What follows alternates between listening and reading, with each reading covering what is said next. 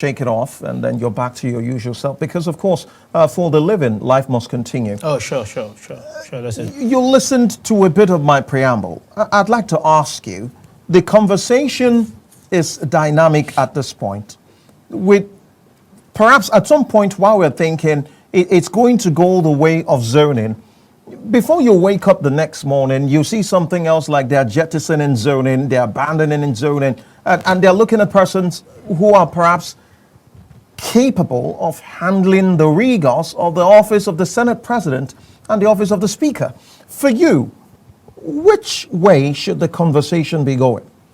I'm not surprised that we're having the back and forth as to who is fit to occupy the office of the Senate President and who is also fit to occupy the office of the Speaker of the House of Representatives. It's we are in a democracy.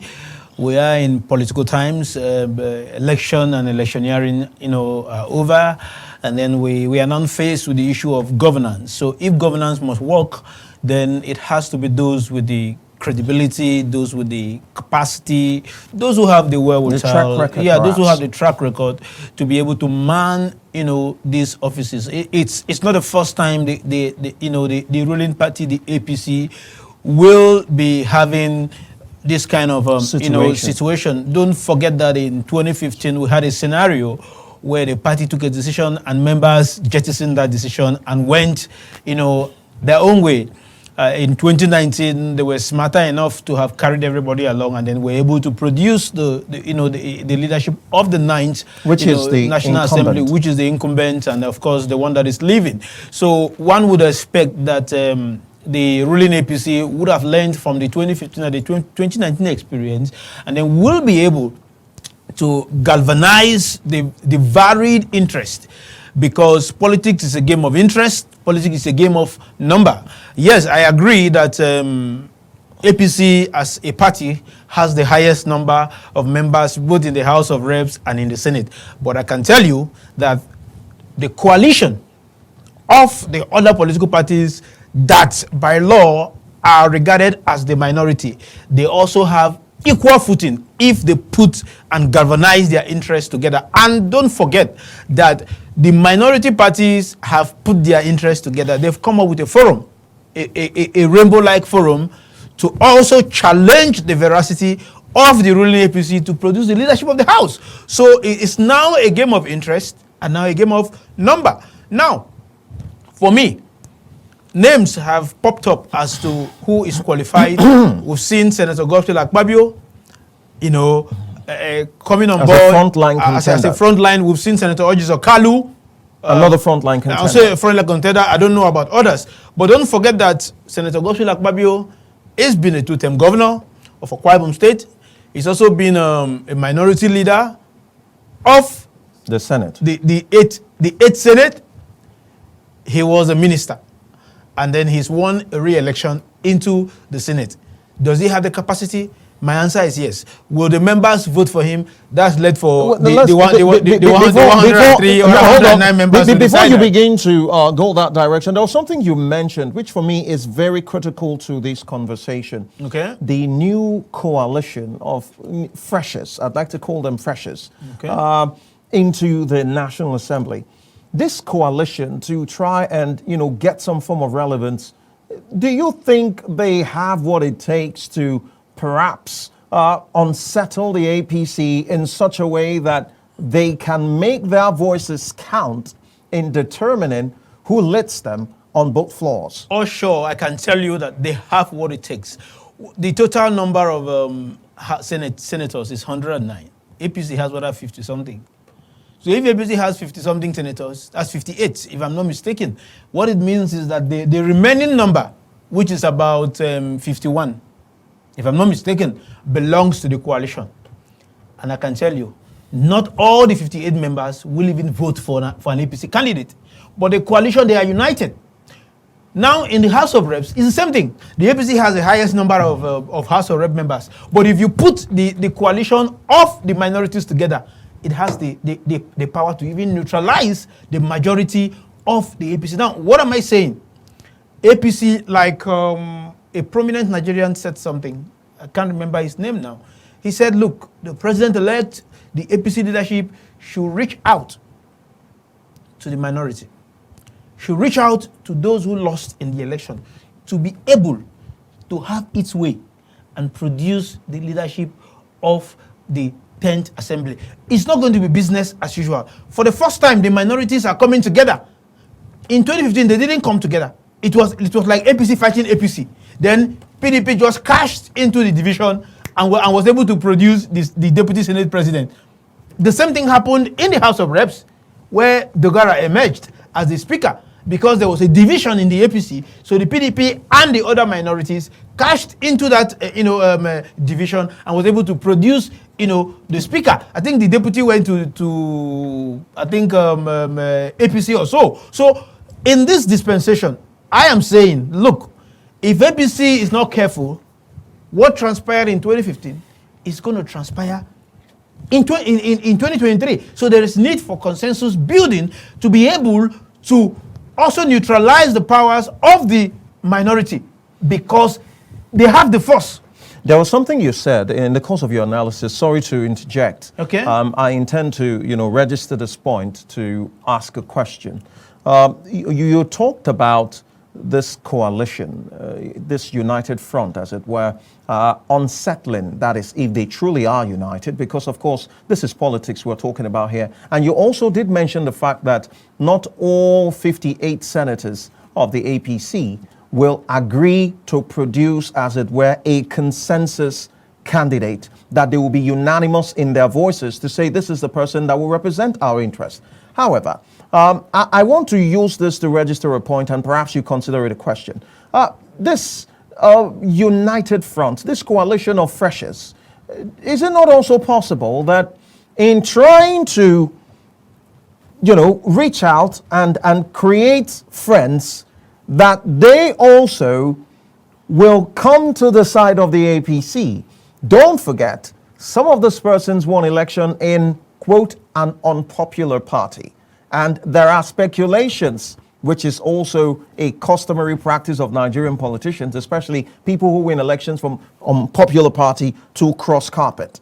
Now, with all of this interplay, is it not also possible that either way the pendulum swings, the APC still commands some advantage? The APC commanded the same in 2015. So why were they not able to produce the leadership? All I am saying is, look, there's an interest on the table, and that interest is to produce the leadership of the 10th, National Assembly. And everybody has got an interest. For the first time in the history of Nigeria, we're seeing minority parties coming together. We've never had it before that minority political parties in the National Assembly came together and form a coalition, had a leadership, or they have a leadership, and then they are speaking with one mind. We did not have this kind of scenario in 2015. Now, the point I am making is APC, yes, based on the unwritten rules, have a right to produce the leadership of the National Assembly because they are in the majority. Accepted. But I am saying, in doing so, you do not force that on the members of the National Assembly. The National Assembly have a right to decide who their leaders are going to be. Now, if any interest is coming, whether it's from the president-elect, or it's coming from the political party, or from vested interest outside the confines of the National Assembly, such vested interest will have to also understand and consider the interest of the members, who themselves are the ones that are going to vote. Whatever analysis we are doing outside the shores of the National Assembly is for purposes of analysis and for people to understand how politics is played in the National Assembly. It's not going to change the decision of the 10th Assembly. If we like, we should write all the stories we want to write from now till June 10, because that's when they're going to reconvene for a new session. If we like, we should buy up all the newspapers and put press releases, all the national ethnic nationalities, we'll begin to give press releases. Is this person? It still boils down to the fact that it is the 109 lawmakers and 360 House, 109 senators, and then 360 House of Rep members that will sit on that day to make a choice. So the point I am making is that whoever is responsible for any consensus building, whoever is responsible for any negotiation, whoever is responsible for any consultations should be able to marry all the bridges. Because I tell you, when the chips are down, 109 senators, 360 members of the House of Reps will sit and decide who the leadership is going to be, whether it is in the Senate or whether it is in the House of Representatives. And like I said, for the first time, we are seeing minority political parties having a great number, almost close to what the APC is having. And then you are saying if they come together, they can't outwit the APC. They can do that. But I am saying, look, APC has a right to produce the leadership of the 10th Assembly. I agree. But they cannot produce it alone. They need to build bridges across political parties. They need to also marry and integrate the interests of the minority parties in whoever they want to present. But if they want to claim that, look, we are the majority political party and then we want to, this is what we want, whether you like it or yes, then there's going to be a replay of what transpired in 2015. Don't forget that even when it is rumored that money changed hands in 2015, we still saw even members of the APC not voting for candidates that was presented as coming from the president, as coming from the party. So in this 2023, it's important that both the president-elect, the leadership of the party, and even those with vested interests should be able to dialogue, sit on the round table, give, and then take. Because on this table, it is no longer the issue of winners takes all. Because if you want to play the game of winners take all on this very table that we're talking about, I tell you, APC is going to have a bloody nose. So what you're saying in this instance, through your analysis, that there has to be some horse trading. Definitely. Horse trading in terms of, okay, we vote our candidate for Senate President, we give you so number of committee chairmen. It happens.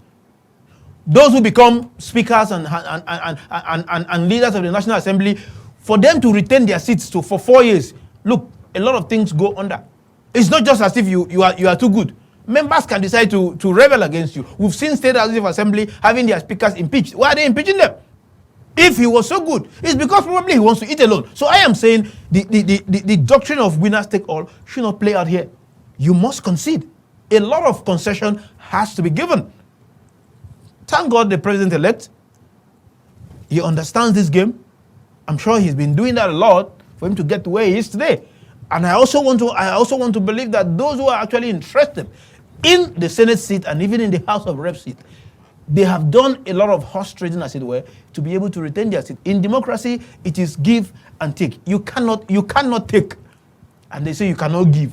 Then you won't be able to retain that seat. And that's the point I'm trying to make. So definitely, the APC, the president-elect, and of course, those who are interested in one position or the other, they will have to concede something. Which interest do you think at this juncture? Because, of course, it's pretty confusing, as I did say in the beginning of the program. I did talk about waking up every day to different dynamics of this particular politicking. The question I'm asking is, which influence at this point do you think will be most pronounced? Because some persons are saying the president-elect should take a stand. And we've also seen in the papers, perhaps I'll make reference to the Daily Sun of today that has as its headline, the Senate presidency race. Tinubu rejects APC NWC push for South-South. That's the National Working Committee. Now, there are several headlines to this particular one. I'll make references, to this headlines, and then see how we can make sense of which influence might be more heavier or heaviest at this point. From the Punch of today, the Punch has, as its headline, National Assembly leadership, Tinubu governors dump consensus for zoning. You see the contradiction there, because here it says Tinubu rejects APC's National Working Committee push for South-South. There's a contradiction. At this point here in the Punch, it says Tinubu governors dump consensus for zoning. Now, in this whole back and forth, I'm going to bring a few officers to this conversation, and perhaps we'll try to understand which one, bears more influence in deciding the leadership of the National Assembly. Because people are saying the president-elect has a role to play. And some persons are also saying the chairman of the party has a role to play. Some persons are also bringing to the table the influence of governors. Which one comes on board most? The president-elect has a lot of responsibility at this instance because he is going to be the one to be calling the shots, the president and commander-in-chief of the armed forces. Now, what does that mean?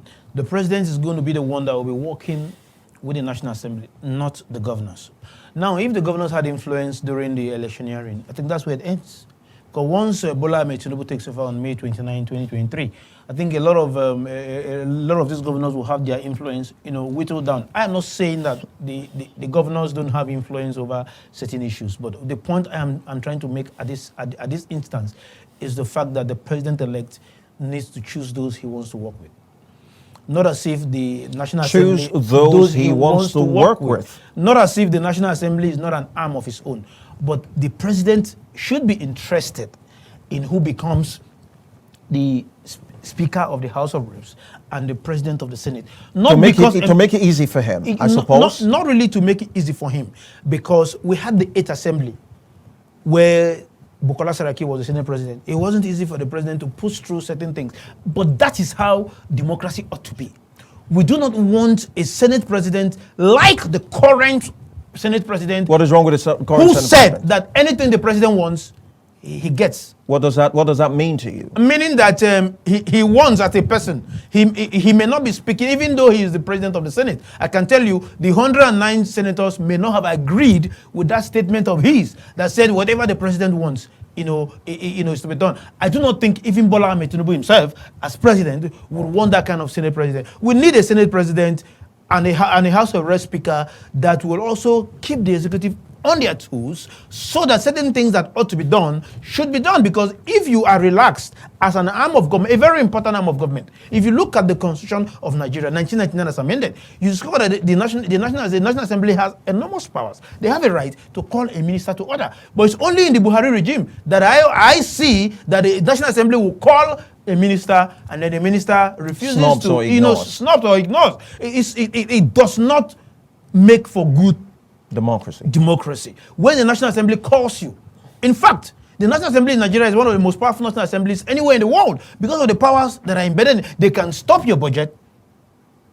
Of course, I've heard that certain ministries had zero budgets because of certain malfeasances that were found, in their books. We have seen a lot of meetings going on, a lot of investigations going on. That's how powerful the National Assembly is. So we do not want the National Assembly that you go for investigations and then things are discovered and then the president is not, listening to what you're saying. We need a National Assembly that when they pass a resolution, the president takes it very serious.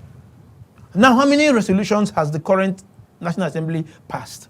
How many did the president, actually take into heart by way of implementation? That's how you know a National Assembly that is, working. So we do not want that kind of, National Assembly that will be like a rubber stamp or a toothless, bulldog, as it were. We want a National Assembly that will cough and the executive will quake, because the National Assembly has the powers to call the president to order, to call the vice president to order, and any minister that does not do what he's supposed to do is queried.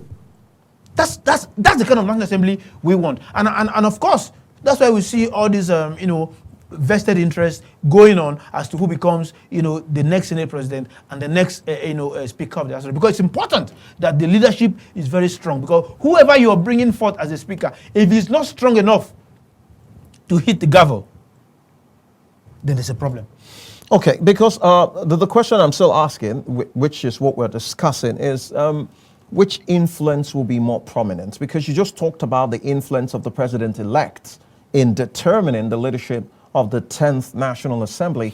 What about the national chairman of the party at this juncture? Because there's a lot of boardroom foreplay going on right now, and that's where this interests are beginning to unsettle the policy in decision making. Well, let me say that, incidentally, our party politics in Nigeria has not developed to the point where national chairmen are taken seriously.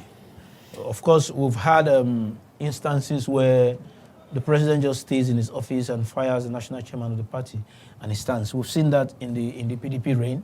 We've also seen, even in the APC government, how many chairmen have they had? We've seen the shenanigans that go on when it comes to electing and dethroning national chairmen.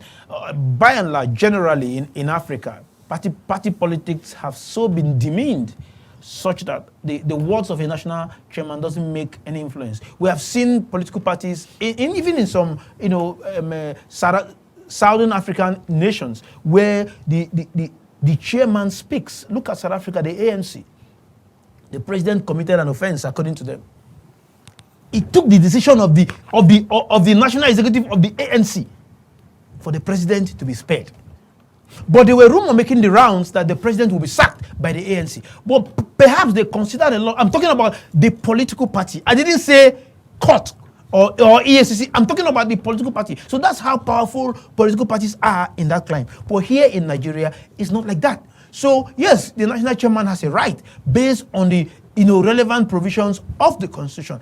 Everything a government does ordinarily is supposed to come from the political party as a party manifesto. But we don't see that happen. Instead, we see individual candidates coming up with manifestos. It is the political party that is actually supposed to prepare a manifesto.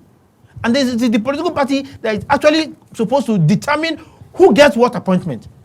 But that's not what plays out in our party politics in Nigeria. So if that happens, it simply means that the national chairman of the APC may not have much influence. And don't forget that in the build up to this election, he didn't support the president-elect. The president-elect. So if he did not support a candidate to emerge winner, what moral grounds do you have to come and lay claims on the powers to decide? I think what's going to happen here is consensus building, because ever since our democracy returned, we haven't seen political parties play their role as a political party. Rather, in the constitution, you see that the president is the leader of the party. It's not supposed to be like that.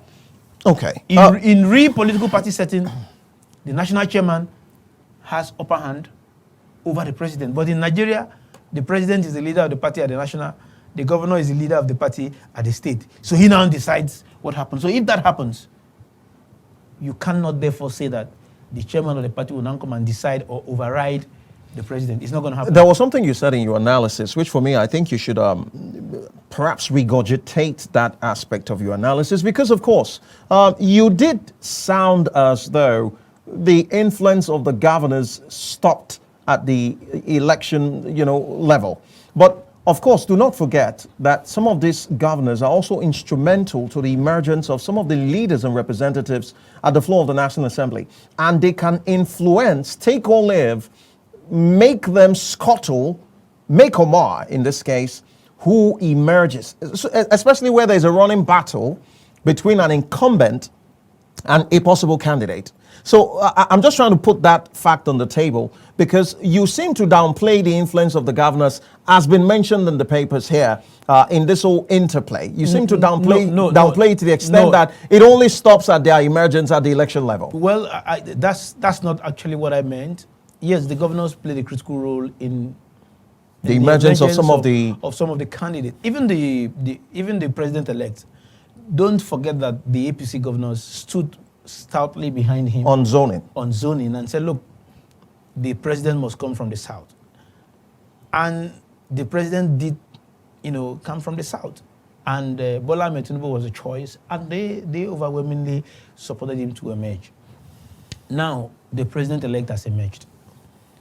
The president-elect, soon to be transmuted into the president and commander-in-chief of the armed forces. Look, he will have enormous influence. The governors will also have influence, no doubt about that. But how much of that influence will determine the current leadership of the National Assembly is left for those they are able to influence in the National Assembly, if they are going to listen to them. How much of these senators-elect, were actually supported by their governors to emerge? We know what happened during the election. Some governors could not even get their own bid to the Senate. So is it the bid of another person that you will now, make to emerge? It's just about a few states. Well, for some of the governors who were not actually intending to go to the National Assembly, they must have played one role or the other. How many in of the them? Emergence? You can actually count a few. But the general point of note, I want those who are listening to us and watching this program to take cognizance of is the fact that, look, politics is about consensus building. No one person takes a decision in politics and says it stands. At this issue of producing the next leadership of the 10th National Assembly is going to be an all-encompassing exercise that will involve the decision of everybody, not just the governors, not just the president-elect. It will also involve even the 109 senators, the candidates themselves who are interested in this, in this position. It's also going to involve them. We are not even looking at the aspect of the presidency.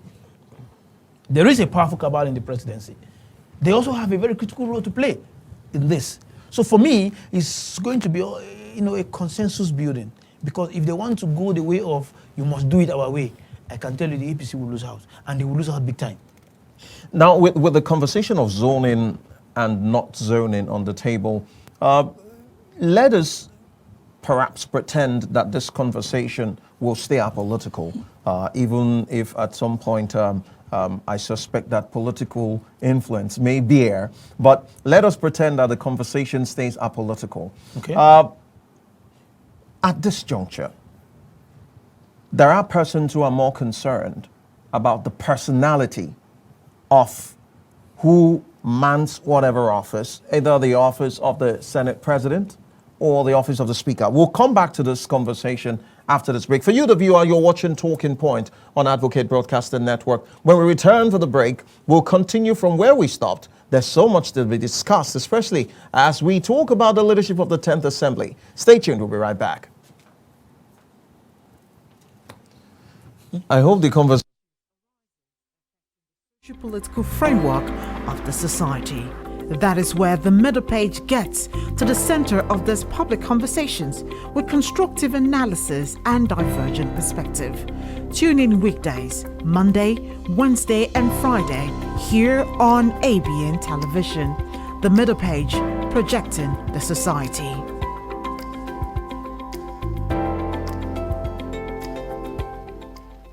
Welcome to the rule of the majority, a government in which the supreme power is vested in the people and supervised through a system of representation. Democracy belongs to the people. Political Trail follows these developments and many more.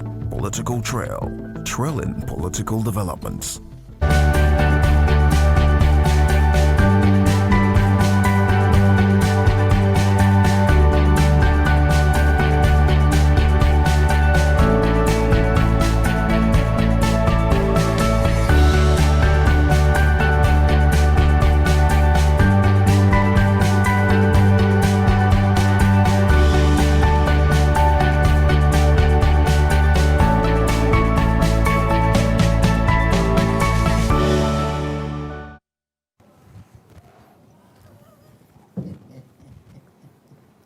Welcome back. You're still watching Advocate Broadcasting Network on channel 140, and this, of course, is Talking Point. My name is Ikechukwu Joe, and I'm still discussing with the publisher, Niger Eyewitness Reports, Mr. Vincent Alu. Before the break there, we were talking about the possibility of options, because, of course, the conversation is going towards either zoning or some persons who are very heavy, because information that we have is that there are persons who are heavy on zoning being jettisoned. And we're also having information as well that some WADs already, exchanging hands, to influence the choice of who eventually becomes what at the 10th Assembly. Mr. Vincent, the conversation of zoning and capacity at this very juncture in our nation's democracy, with the 10th National Assembly in the offing, which should we focus more on? Nigeria, since return, to democracy, has always practiced zoning. Section 7, Section 14 of the 1999 Constitution as amended talks about the federal character principle, where offices, are shared. Which is not always obeyed. Yeah, which is not always obeyed, whether elected or appointed, and then resources are distributed such that there is even distribution across board. Which also is arguable. Of course, in Section 7 of the Constitution of Political Parties, go and read it. APC Constitution Section 7, Sub 2. PDP, I think Section 7, Sub 2 talks about zoning. So over time, we've had zoning being respected across board. It is only within the confines of the APC government that we've had some ups and downs about zoning. PDP actually respected zoning from 1999 to when they left offices. Even until 2023. I mean, they did that. Until 2023. Okay, yeah, until 2023 where they abandoned their zoning and then went and picked a candidate from the from Adamawa State, and then we all saw what happened, as it were. But the point I'm trying to make is that zoning, yes, a lot of people have argued that zoning breeds mediocrity. That's not correct. I have always argued that it's not correct. When an office is zoned to your area, you look for a competent, the most competent person and give it and give it to him. You are not promoting mediocrity when the office is zoned to you. For example, I am of the opinion that the office of the Senate President should be zoned to South-South. Why do I say so? In the 23 years that PDP was in power or more, the Senate President went to the South 5 times. The Southeast, for example, 5 times. The first Senate President of Nigeria came from Nnewi, the late Nwafor Orizu. We had Enwerem. We had Pius Anyim.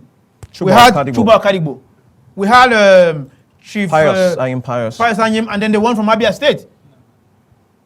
Nnamani. Then we had Nnamani from Enugu State. That's 5. So meaning all the 5 Southeast states produced a Senate President. It's best known to... Did you mention Adolphus Wabara? Adolphus Wabara, that's why I mentioned Abia State.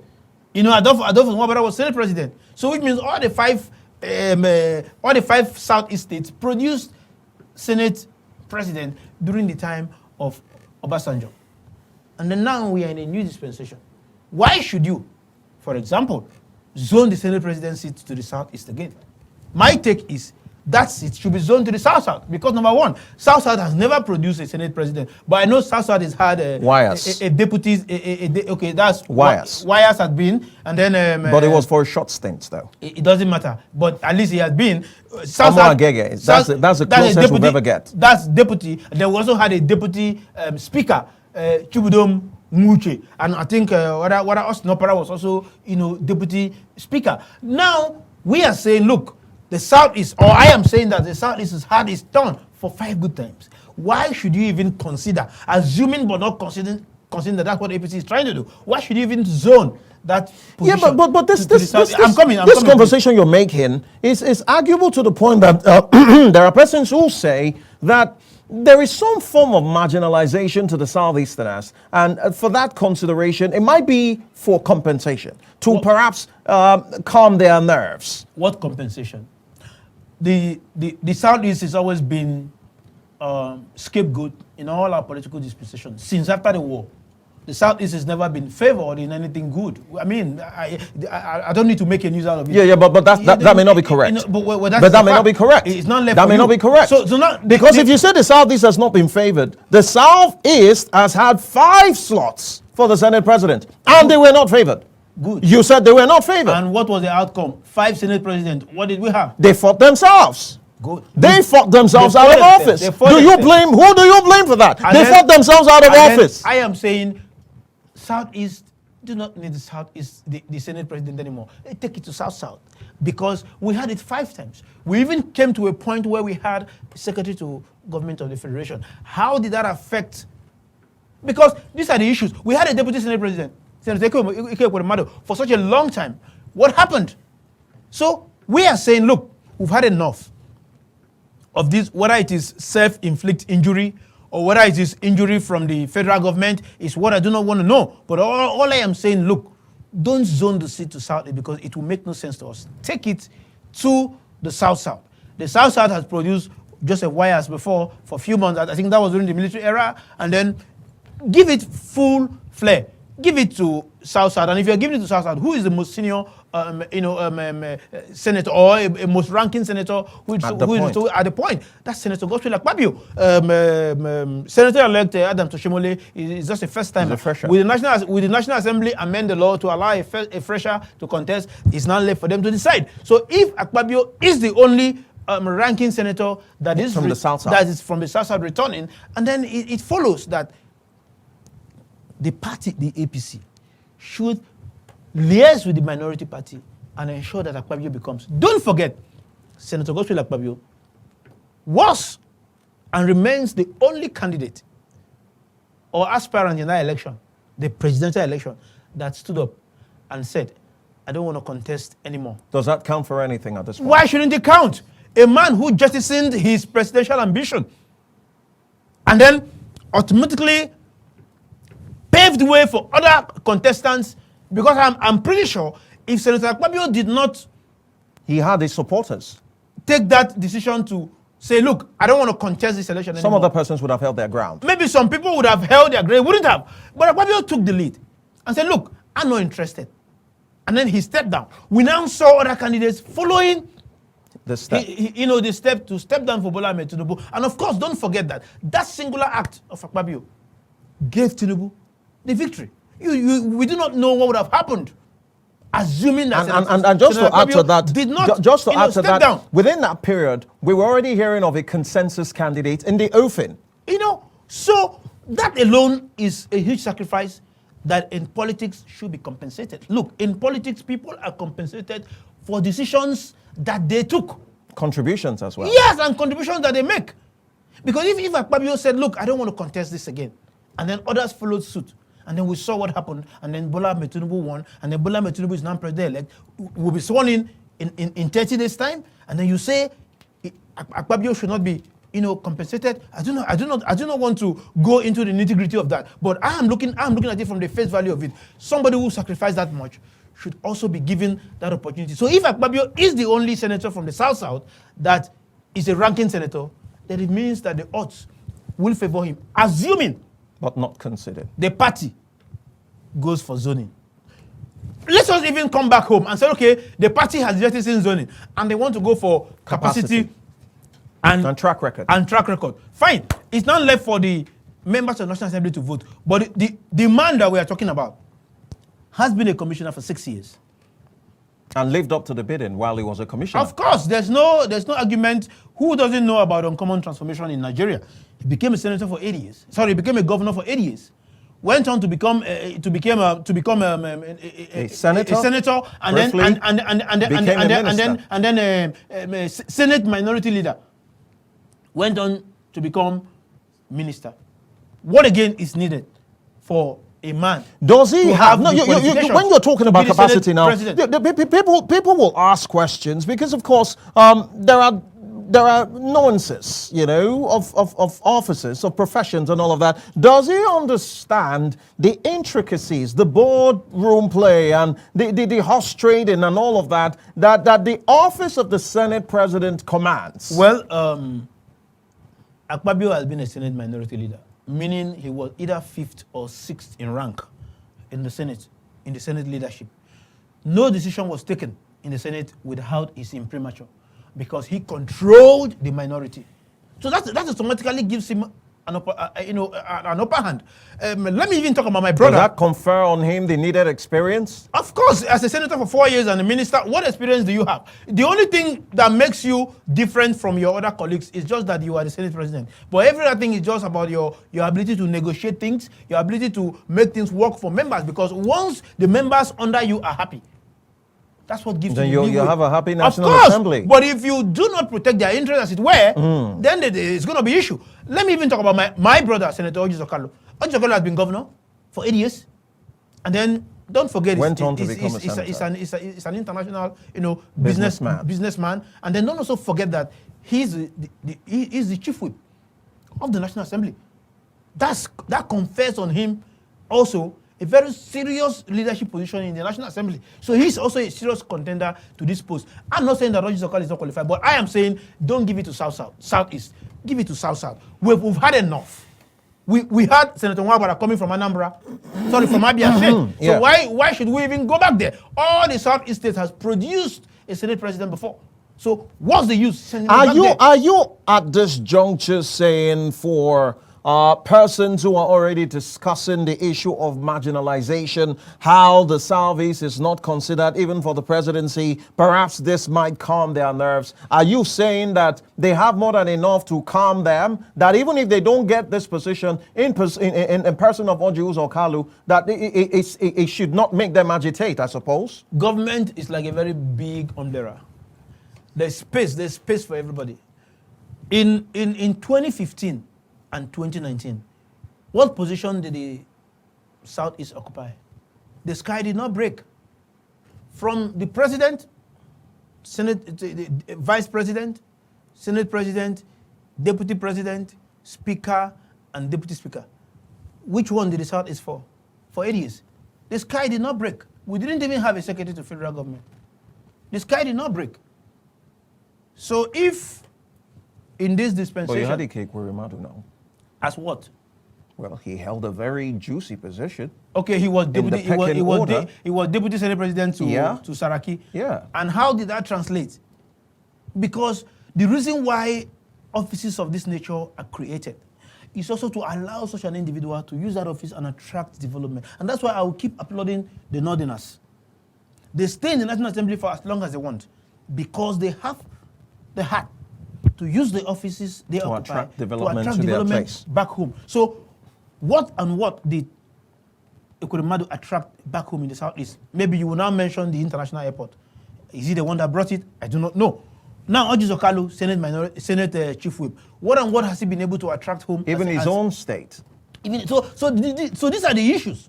But we need a leader who will be able to use that office and attract development back home. And that's why I am praying that should Senator Godswill Akpabio become the Senate president, he should be able, this is me, Vincent Alu, an Akwa Ibom resident, talking to Senator Godswill Akpabio, he should be able to use that office and attract development back home. Because I have one or two issues against Senator Godswill Akpabio, and I'm going to say it in the public, but I'm supporting him to win that position. One, when he was Senate Minority Leader, what did he really attract in terms of bringing things back home? It's a very powerful office. Now, when he became Minister of Niger Delta, what did he bring back home? Because these are the things that people will always ask at the end of the day. After all, when you were this, what did you do? You will be asked to account for what you used the office for. The office of the Senate President is like the office of the President. It's like the office of the Chief Justice of Nigeria. That's the number 3 man. Number 3 man. So it has a lot of things, even in terms of employment. That office has its own budget. That office has a lot of employment. Provisions. More than 500 persons can be employed. Courtesy. In terms of aids. I'm not talking about civil service employment. So Senator Godswill Akpabio should be able, should he emerge, which I'm hoping that he will, should be able to use that office and then be able to unite varied interests back home. Because as a Senate President, you're no longer a party man. You're for everybody. You are not for everybody. So if a member from APC or YPP or Labour Party comes to him, the office should be wide enough to be able to accommodate everybody, including members of the APC that may not be supporting his ambition. Okay. He should be able to carry them along and be able to galvanize interest and bring development back home. Now, I had to clear my throat to call your attention. Thank you. And that was deliberate there. But, Mr. Vincent, I must thank you at this juncture because there's a lot of politics and politicking and politricking going on at this point. And you've made sense of, the conversation. And as we keep sleeping and waking up to different dynamics, we're hopeful that history will not repeat itself, that the APC will be decisive in doing what is right. And of course, in the spirit of equity and fairness, do the needful. I do not want to say more than that. Thank you so much, Mr. Vincent Alu, again for coming. Thank you for having me. Mr. Vincent Alu is the publisher, Niger Eyewitness Reports. And of course, a very, very reputable public affairs analyst here in Akwa Ibom State. Again, I appreciate your comment. Thank you. We've said the much we can say. Nigerians are eagerly anticipating what the APC will do at this juncture. Nigerians are also hopeful that the 10th National Assembly will be very robust and will not bear on it the insignia of rubber stamp. That's the much I can say. Thank you so much for being a part of it. My name is Ikechukwu Juwe. Let's do this again when we do it. Until such a time, God bless Nigeria. It's bye for now. Security, current affairs, governance, politics, your view, elections, rule of law, economic